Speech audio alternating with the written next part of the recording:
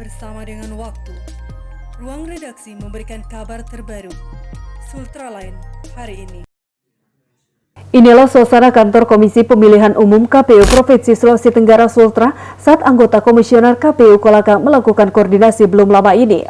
Terlihat suasana hangat di mana anggota KPU Kolaka, Yuliaswati Abdullah dan staf sekretaris KPU Kolaka diterima langsung Ketua KPU Sultra, Laode Abdul Nasir di ruang kerja. Koordinasi ini guna menyampaikan laporan tindak lanjut rekomendasi Bawaslu Kolaka terkait pemutahiran data pemilih di KPU Provinsi Sultra. Sebelum berlanjut, jangan lupa subscribe channel Sultraline, nyalakan loncengnya agar Anda yang pertama mendapatkan informasi terbaru dari ruang redaksi kami. Mereka berdiskusi banyak termasuk soal suksesnya pilkada serentak yang baru saja dilaksanakan di 7 kabupaten di Sultra, yakni Kolaka Timur, Konawe Utara, Konawe Selatan, Konawe Kepulauan, Buton Utara, Muna, dan Wakatobi. Usai berdiskusi, awak media ini mencoba mewawancarai Ketua KPU Sultra mengenai pilkada dan pasca pilkada apa saja yang telah dilakukan KPU Sultra.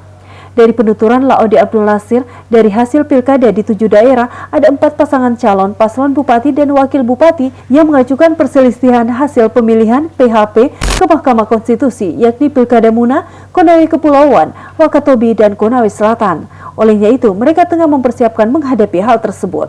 Jadi begini, Pilkada 9 Desember 2020 yang lalu sudah berjalan ya sesuai dengan ketentuan ya dan berjalan dengan kondusif.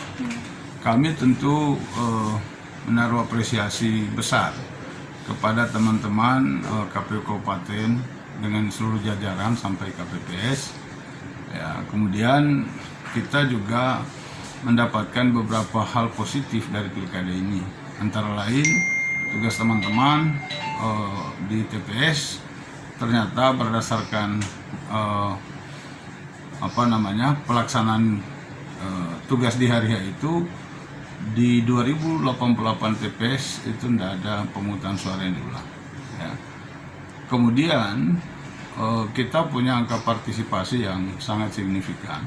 Semuanya di atas 80, bahkan ada 90-an ke atas. Ketiga, kita juga di dalam penggunaan sistem informasi rekapitulasi atau Sirekap, kita tercepat ya, kabupaten kota yang non pilgub ya. Jadi kita mendapatkan apresiasi juga dari KPU RI. Saya kira kondusif, kemudian tidak ada PSU, dan juga angka partisipasi tinggi serta Sirekap tercepat. Itu adalah modal dasar kami ya, sebagai bagian dari penyelenggara. Tentu kita syukuri, kita apresiasi kawan-kawan di kabupaten dan jajaran. Kira-kira seperti itu. Oke, langkah ke depan pilkada.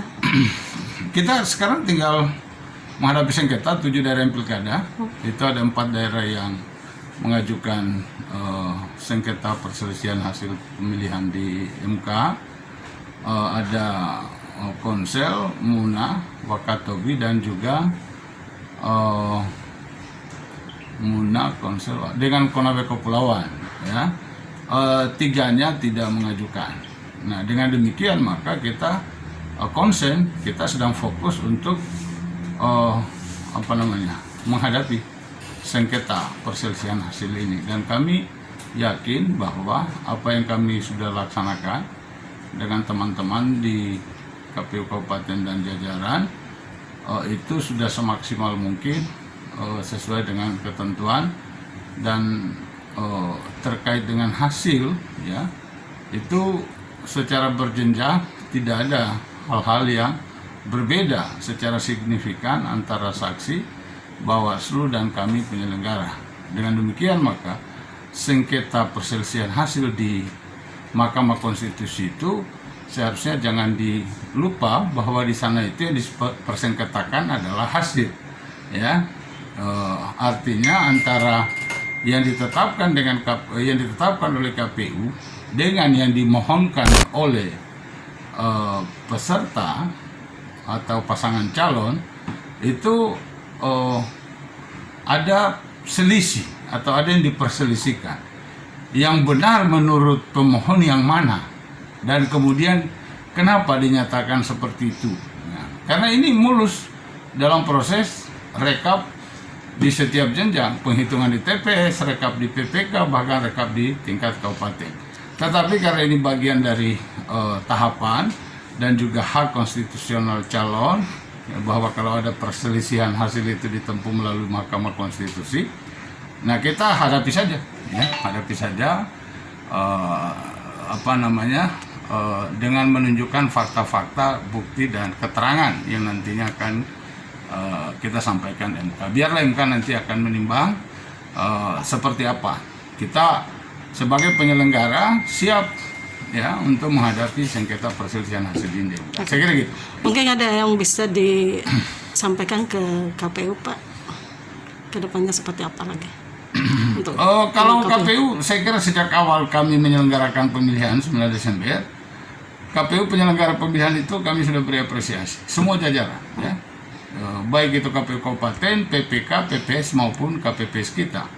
Karena beliau-beliau lah yang melaksanakan tugas itu, KPPS sebagai garda terdepan, dan mereka menurut penilaian kita sudah berhasil melaksanakan tugasnya. Salah satu indikatornya tidak besok. Oke. Untuk diketahui berdasarkan rekap pengajuan permohonan hasil pemilihan PHP Kepala Daerah di Mahkamah Konstitusi MK, 4 paslon itu, yakni Muhammad Endang dan Wahyu Ade Pratama Imran, menggugat hasil Pilbub Konawe Selatan Konsel. Paslon nomor urut 3 ini kalah dari kandidat petahana Surunuddin Rashid dengan memperoleh 73.359 suara. Berbanding 75.985 suara, keduanya hanya terpaut 2.626 suara atau 1,38%. Berikutnya Cabuk Cawabuk petahana Kabupaten Wakatobi Arhawi Hardin Laomo, paslon ini hanya mengantongi 29.900 suara, sementara paslon penantang nomor urut 2 Haliana Ilmiati Daud dengan raihan 31.937 suara. Keduanya terpaut 2.036 angka atau 3,2%. Ketiga Cabuk Cawabuk di Kabupaten Muna Barat, Rajun Tumada Lapili, juga tak mau menyerah begitu saja meski terpaut 8.000 suara dari kandidat petahana Rusman Emba Barun Labuta. Secara presentasi keduanya berjarak 6,7%. Keempat, Cabuk Cawabuk asal Konawe Kepulauan Muhammad Ohyo Sinapoy Mutakin Sidik, meski berada di posisi juru kunci, pasangan yang diusung Partai Gerindra, Golkar dan P3 ini nekat bersengketa di MK. Paslon nomor urut 4 ini hanya meraih 214 suara atau hanya 0,9%. Pasangan dengan akronim Ombak ini berjarak terlampau jauh dengan suara pasangan petahana Amrullah Andi Muhammad Lutfi dengan raihan 12.769 suara atau selisih 42,6%. Dari Kompleks Blok M Kendari, jurnalis Ultralensri mengabarkan untuk Anda.